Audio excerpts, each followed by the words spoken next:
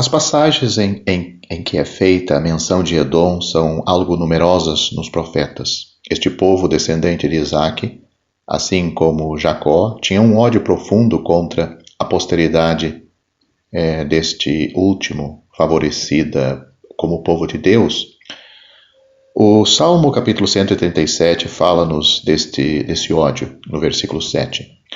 No Salmo 83 encontramos Edom fazendo parte da última confederação contra Jerusalém, cujo alvo consistia em suprimir o nome de Israel da superfície da terra.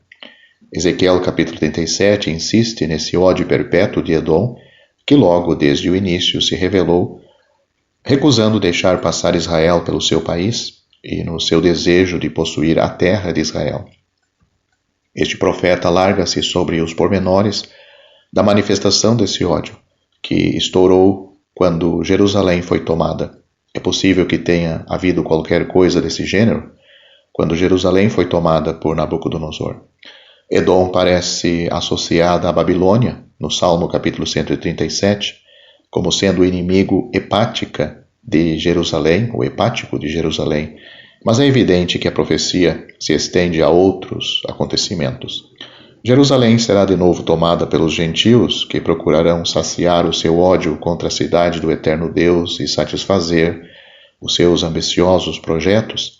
Edom desempenha um triste papel nessa ocasião, e o seu julgamento é em proporção da sua falta. Aquele povo é totalmente cortado.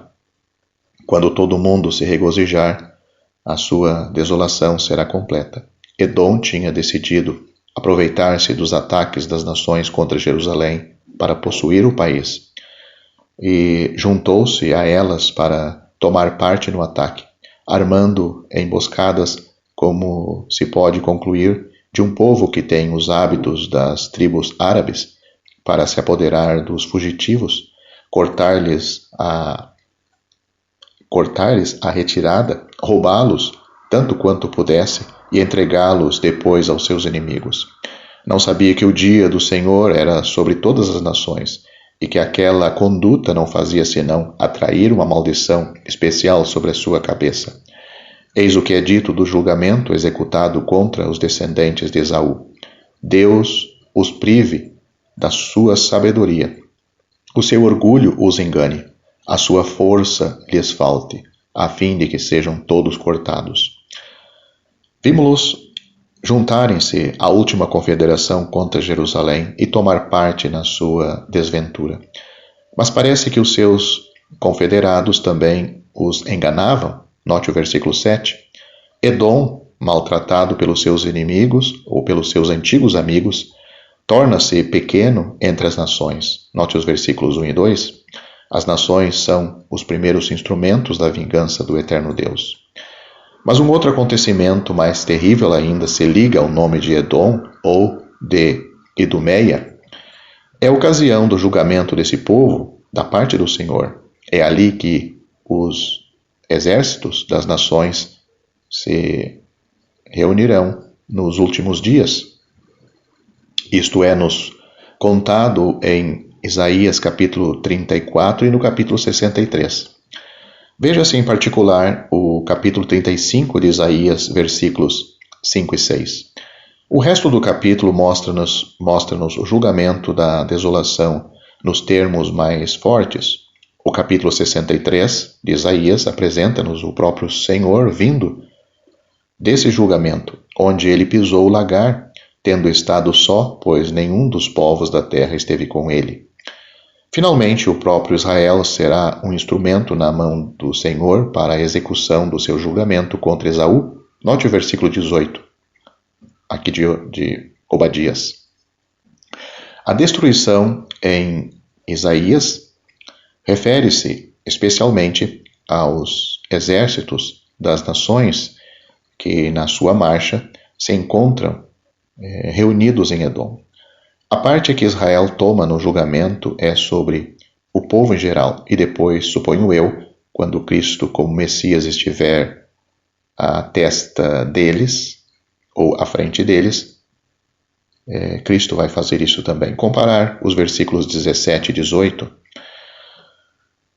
Isaías capítulo 11, versículo 14 parece confirmar esta maneira de compreender esta passagem. Em todo caso, é, pois, a bênção de Israel que isso tem lugar. Eis as outras passagens que declaram que não ficará nenhum resto de Edom. Note Obadias, os versículos 5, 6, 9, 18. Jeremias capítulo 49, versículos 9 a 22. E note-se que não há restauração de um remanescente como no caso de Elão e de outras nações. Edom será destruída totalmente.